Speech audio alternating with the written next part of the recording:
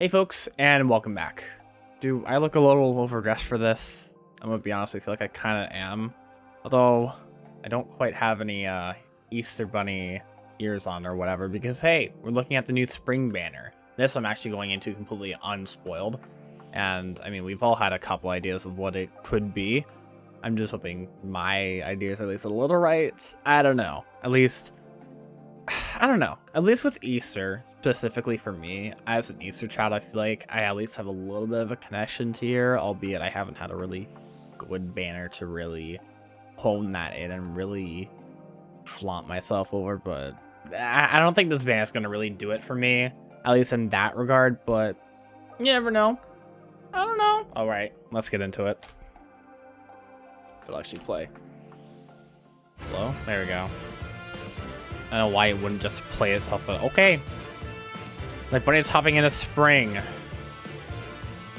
Special Heroes to battle, of course. I wasn't sure if I was going to get spoiled or not. Yeah, I knew it. Severa, finally in the game. Listen up, yes. Because I'm only going to say this once. Have a very happy spring. You too. Wow, okay. Oh, that's not good. Cavalry dual skill. Don't you dare doze off. I don't know how to feel about that one. Oh boy. There it is. And Anigo, of course. I know. I look ridiculous. Actually, no. He doesn't even look that ridiculous. That looks like his normal-ish attire, but also not. I don't know. G-Tool Flying 4, of course, will release it on another spring banner like 2 years later. Makes sense. I knew it! Rabbits, I called it! eggs, and pretty colors. This Oh, festival is yes. full of adorable decorations. And it's drawn by Mayo as well. I literally called that, hey, they've already done the Pegasus trio. They're probably going to do Minerva next. And look at that. And free unit, too. Or and a warrior. not free unit, 4-star focus, too. That's not bad. Ooh, Myrrh and Nah? Are these? Oh, ooh. Look, I've got some too. Wow. We can do this. That's actually really nice. Okay. Another unit with Dragon's Ire. Okay. They really just want to release one on seasonal units, I guess. This sucks, but yeah. Oh well. And they have a harmonized kill, of course. Okay, that's actually not too bad. That works out, I guess. We're bunnies. Bunny sounds. Bunny sounds. Yeah, I don't know. Okay. Wait. Oh, yeah, there it is. A little tiny Iodes. Understandable. Have a wonderful day. Easy spring breezy. Alright, I guess that works. Who's the free unit then? Is my question. I can't actually tell who that is. I'm actually dumb. I'm looking at the looking at Faye right now, just so I can see who that is exactly. Because I actually couldn't tell who that was. Well, I guess we can do the whole... If it'll actually click, because for whatever reason it doesn't actually want to pause on the damn stuff. Okay, that's understandable. Then again, I switched to Firefox, so there you go. Objectively better browser. So the free unit is who now? It is, because I couldn't tell from there, it's Sally. Oh, wait. Okay, I'll look at that later then, because that actually makes sense, but also, really? All right, let's start with Severa. She is a red mage cavalry, and at least notably that I noticed at the start of this, we're finally getting a cavalry dual skill, albeit they never had any before, at least at tier 3 variant, but they're going to do this and put it as a tier 4. Like, I don't know if they're going to do more of this. I just wonder if they're actually going to finally like bite the bullet and release a tier 4 for this, or not a tier 4, sorry, they're going to release B-Dual Cavalry. Mostly because, well, I think we all know who exactly that would go to, just for the sake of, you know, having them score well. I don't know. I'm trying to immediately think of like who could really use this, at least when it comes to the normal rotation, because I feel like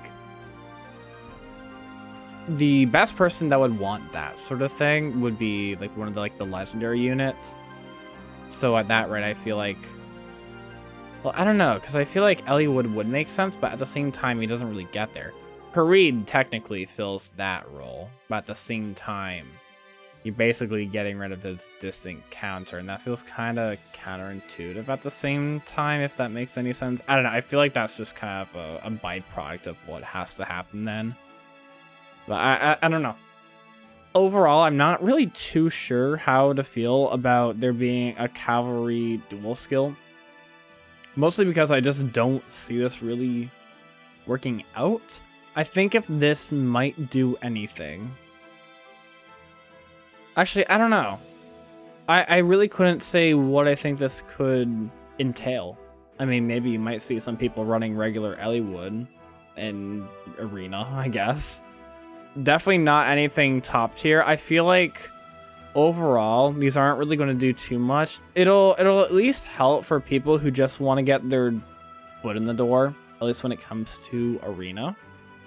However, I don't see this really being something that completely tears top tier Arena in twain, if you get what I mean. I don't think this is really going to do anything in that regard. But I think this might be okay. Again, I think we really have to judge this once they finally add in other colors of cavalry, because I can't really think of immediately who this really benefits. At least because I can think of units that would be annoying and that could technically use this, but they already have BST because of their, like, say, legendary or duo status or whatever. So there you go. Otherwise, let's actually get to whatever else she has. So she has a Gulinkembi egg. I don't know why I added an accent in there. It doesn't need one. Accelerate special trigger cooldown -1. Makes sense. There you go. At start of combat, if foe's HP is above 75% HP. Grants attack and speed +60 unit during combat, and also if unit initiates combat and unit or an ally has already entered combat during the same phase, unit attacks twice. What? Okay, so I'm gonna get that, but also if unit initiates combat and unit or an ally has already entered combat during the same phase. Okay, so what it's entailing is that you get a brave conditional weapon given that somebody has procced some sort of gale force, if I'm reading that correctly. That is very bizarre. That, or it could also entail something like a dance as well. So the way that I see this, and I guess looking at everything else here, say, I mean, well, you've got Moonbow, Lull Speed Res 3, and Joint Hone Attack. I feel like this mostly just entails a sort of, hey, people have wanted Severa, and you're giving Severa an ability to basically just go through and solo maps on their own, given they have like 3 dancers. So anybody who wants to go for Severa, hey, you have a nice PvE toy. You can literally just go through maps like this. Like, it's nothing like going through and doing something along the lines of like a special spiral, broadleaf fan, dagger sort of thing, or like doing any other weird cheese. I mean, this is basically what it would entail if you had like a Reinhardt, except this feels a lot more, I guess, in your sort of control, and a lot more, like, you have a lot more of an ability to actually succeed. Whereas with Reinhardt, he's maybe fallen off like a little bit, mostly just because, well, you have to think, like, he released like 4 years ago. So it makes sense that there's some stuff that he probably can't really do. So at this rate, I can definitely see this working out for Severa quite well. I mean, she's got basically a 1 cooldown Moonbow, and given that she already like picks off like a good enemy on her first attack, otherwise she's basically going to have Brave for the rest of that time, giving you actually Dancer and all that sort of stuff. And her conditions depend on the foe's HP being healthy, not her own. So she can do pretty well off of that at that rate, and she'll have the offensive stats to make it work. And whatever else to supplement that. I mean, lull speed res 3 is already damn good for what that needs to be as is, so that works out. Otherwise, I feel like in this case, like, our dual cavalry does work here, mostly just because you're getting at least +2 in like all of your stats. But I feel like you might want something a little bit more offensive at that rate, but that's kind of obvious. I can see this really working out for her. And at least in terms of the grand scheme of things, she's going to be somebody who I think is going to be a lot more useful in player hands.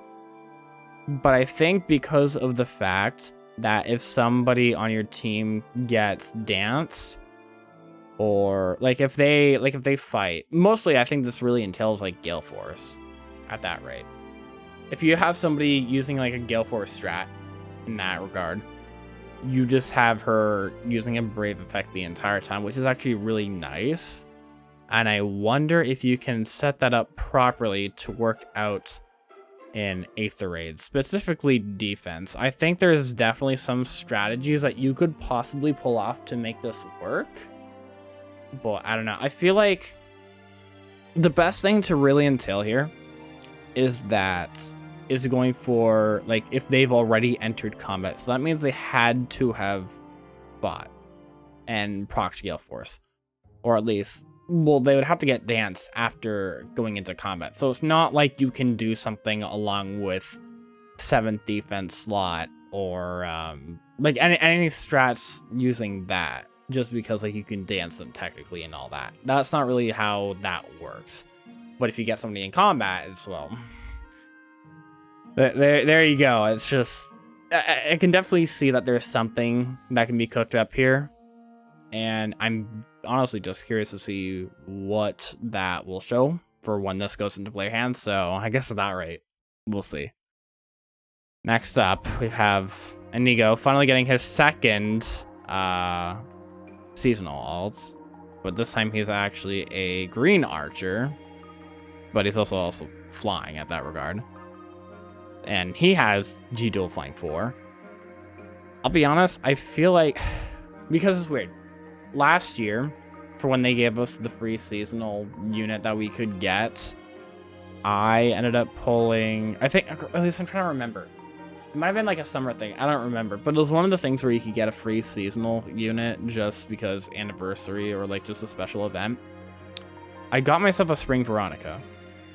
And it honestly wasn't really a good idea. I think it was like a minus speed something.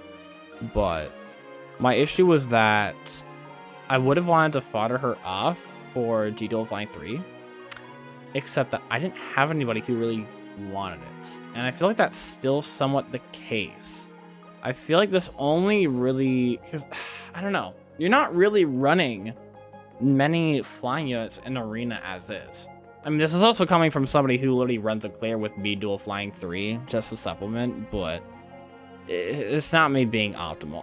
I feel like at least when it comes to the green flyers, I feel like there's not too many who would really use this. I guess maybe like there's a couple, like if, for example, you wanted to run something like a Shershi on your side, that could work out. Otherwise, I feel like there's not too many. I wonder if Jill could maybe use this well. I think probably so, because to be fair, the one thing to really note when it comes to having flying and cavalry dual skills that bring you up to 180 is that there are units even now that aren't even hitting 180, like BST. Like even with the BST creep, they're not going to be hitting there. Like Jill has like 170 something, I feel, or like high 160s. I don't quite remember, but you get my point. They're going to be able to hit 180 so that you can actually run them, and they at least benefit by having some sort of stats that at least help out to just get around the fact that you don't have an offensive A skill. So I guess in that rate that works. I just can't think of, again, too many units that can really use it. But I think at the end of the day, I think people will figure out if they really are useful or not. You can probably just run like your favorite units or whatever with this and just be like, hey, there you go, free stats, have fun. That, or you know, you can probably just use it for other stuff. Like I think I actually saw somebody, I can't remember what unit it was. There's somebody on my friends list who was actually running what was it? I think it might have just been R dual infantry 4 or the B dual flying. I don't remember.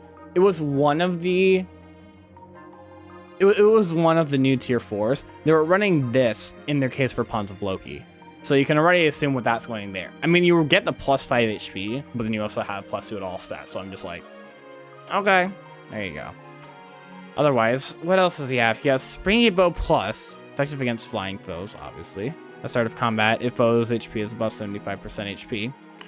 Grants attack and speed plus 5 to unit and neutralizes units' penalties to attack and speed during combat. Holy hell, that is really damn good, and especially if you're an offensive unit. I think, okay, and this is going to be a really, really weird take from me, maybe. I think that in terms of a like purely offensive bow, nothing like weird defensive or just whatever like spendthrift or whatever, I think that besides obviously like the brave bow or whatever, because I mean that's still a thing, I think this is now the best inheritable bow that you can get, mostly just because you're literally giving yourself not only just bonuses to your attack and speed just based on your foe being healthy, which usually is the case when you're initiating on them because they're going to be at full HP. But what's really nice is that you're also able to neutralize your penalties on there. So if you even have any of them, like you'll be fine, honestly. And I think that's the best thing. I mean, why else do you think that Carrot Cudgel, for example, has been so damn good for units that have a lot of attack and defense? It's because they can get some sort of bonuses off of them and then have their penalties get neutralized so that they don't have to suffer any sort of hindrance there. This is just that, but going to another level, mostly in the particular direction of obviously offensiveness, which is really damn nice. So I think just overall, if you're going to pull for Anigo and that, which I mean, obviously you're going to be like on a 5-star focus or whatever, you have to get lucky. I don't think, well, this is definitely going to be something that people will want for sure. And I think it'll be a while until we can really get our hands on this a little bit more in an accessible manner, but this is so damn good. I'm telling you, it's so nice. Otherwise, we've got Rally Attack Speed Plus, if you want to get rid of that as well. And Attack Speed Brian 3. That's there too. I'm really trying to think of how you really want to get away with getting all this inherited, or at least inherited off of him, or at least what would work out. I don't know. I think overall it really depends on what you're trying to get out of him, but honestly, that bow is so damn good. I'm telling you, I am swearing on some sort of oath that this is going to be one of the best bows going forward. Yeah, there you go. All right, let's go and check out Minerva. So she's a 4-star focus and she's a Lance Cavalier.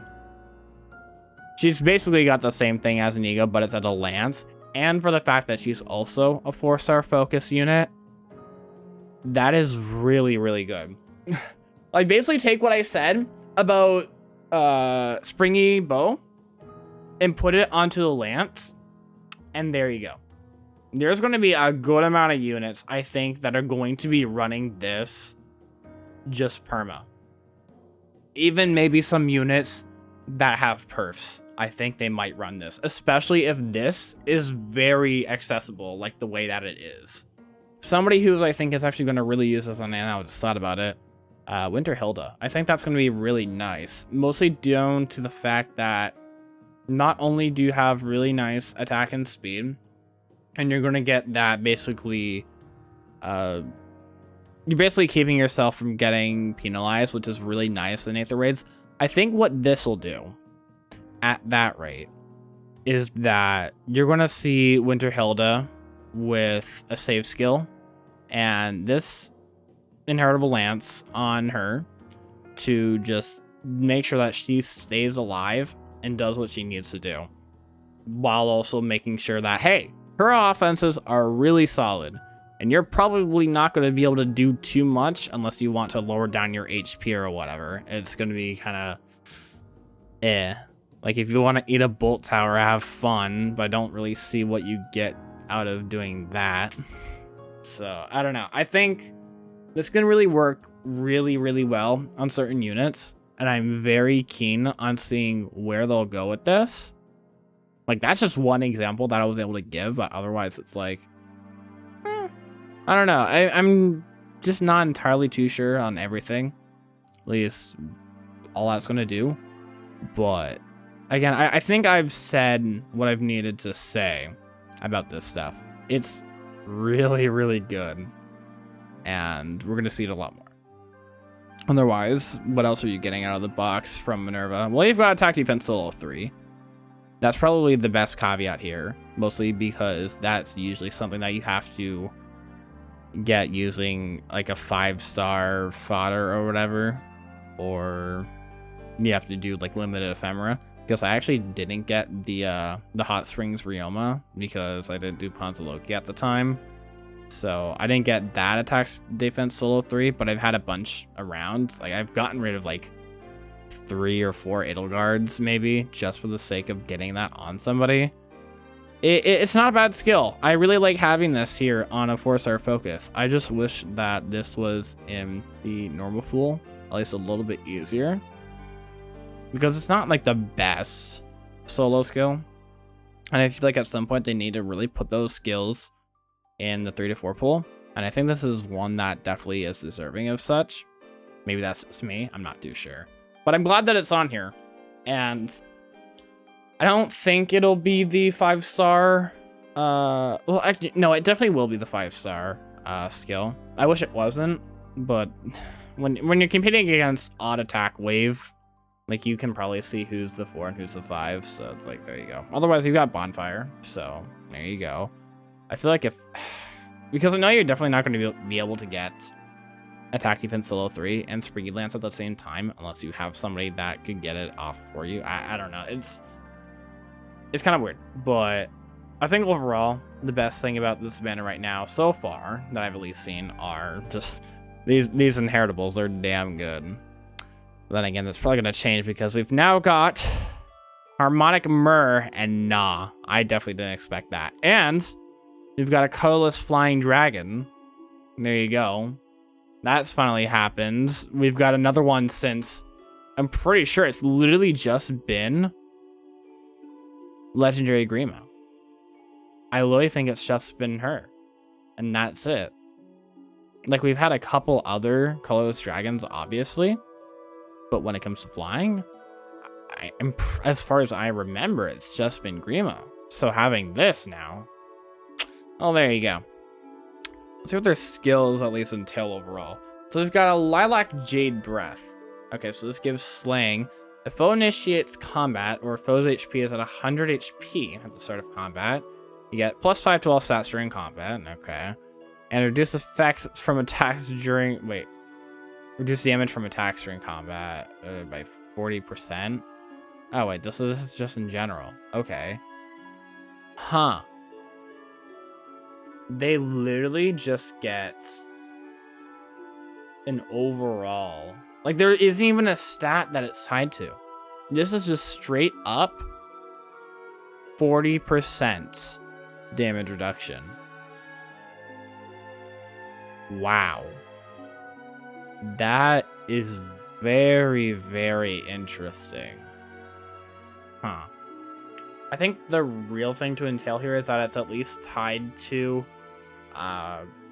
well, full initiating combat, that's pretty easy because you're going to be a very slow unit. I can tell that for a fact. And I mean, you're basically built to tank on enemy phase. I actually do like that the other condition, the foe's HP condition, is at least at 100%. I think that if it were at 75 or above, this would have just been game over. I'm glad that this is at 100 HP, so that you can't really use this if you're doing like some weird like Aether Raid stuff, but have like a Duma or whatever. I mean, they might heal it up, but I don't know about that one. But I think this is, at least that's okay to have that as a secondary ability. But I wonder if she'll actually be able to tank stuff very, very well, because I honestly I don't know. I think it really just depends on the stats, but I think overall, when you're literally getting a free +5 during combat to all your stats, and then just straight up 40% damage reduction just for having a foe initiate on you is going to be ridiculous. Then you've got 1 cooldown noontime as well, so you're going to heal up whatever comes at you. You're going to counter against whatever comes at you, albeit if you don't go up against somebody who has like dazzling, but that's whatever. Then you're definitely going to follow up, and then you're going to prevent any of that unit's fault. Yeah, no, they're definitely going to get 2 attacks in, and they don't kill you the first time. And on top of that, just they're going to make sure that they're not taking as much, but also they're doing more with attack res Ryan. It's just like this is really, really nice, and I think this will be useful for whoever wants to use them here. Again, I think it really just entails on their stats. Wait, so how much are they? Yeah, they're not doing too much, I feel. Maybe I'm just dumb. Because they're barely killing this 5-star cleric. Huh. Even with all the +5 and all that. I don't know. Maybe I'm just being silly. Otherwise, I mean, oh, they have blades, really? Huh. Okay. Coconut make a follow-up attack. That's really nice for them. And then you can also neutralize your flying bonuses. Okay. So I find it really weird that they wouldn't just give them Resonance Shield, because it literally already has the Coconut make a follow-up attack in that. Like, that feels like it's a little bit of an oversight. I don't know. Oh, wait, it also has their stats, of course. So they've got 54 minus 16. I can't do quick math. I need a calculator. I'm actually silly. No, that's not it. 54 minus 16. 38 attack. I'm just making sure that it's actually 16 might. Yeah. So you have 38 attack, 25 speed, 40 defense, 35 resistance, and 40 HP. Again, why do they not just have like Resonant Shield here? Like, I feel like they're going to be really depending on their defensive stats more than an offensive stat. So why do they have blades exactly? Maybe I'm missing something here, but I don't really see the point of having blades. I mean, it gives you like a little bit to your attack during combat, like 4. Maybe it'll help you reach like some other thresholds, like for speed, because at that rate you'll be at like what? Because it's +4, right? I'm almost certain of it. Yeah, so then you're gonna be up 29, and that's outside of everything. Then you're gonna get the +5 from Lilac Jade Breath. You're gonna have about like 34 at that rate, and then maybe you might have some other like other support at that rate. Huh. Okay. I mean, I guess it works. Maybe I'm just being a little bit dumb nitpicky for like no reason. I don't know. I think this will definitely work out. How much did you actually nullify here?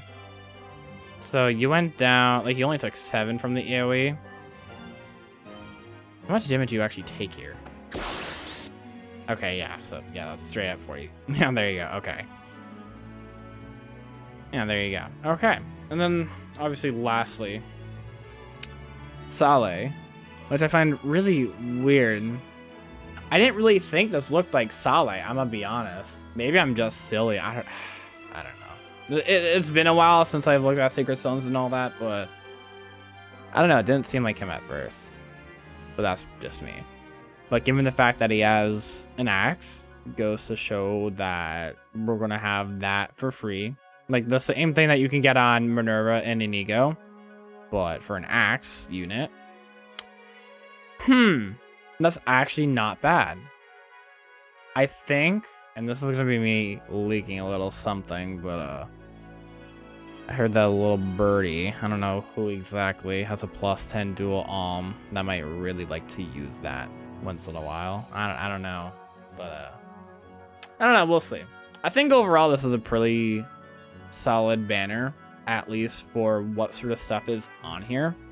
I don't think it's all that, oh, this is like a must pull or whatever.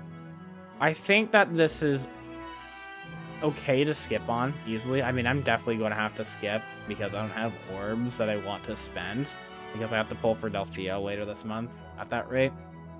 Or if you're going to pull, the best stuff to really go for here is, well, Severa is going to probably be useful in ether raids for some example. If you can make a composition for her workout, the inheritable weapons are going to be probably some of the most used for offensive inclined units. And MYRRH is just going to be straight up busted, I think, at least for the most part. I think the only thing that really is going to be a weakness to them is probably just Deadeye at that rate, even if they don't have, or even if they're inflicted with their harmonic skill.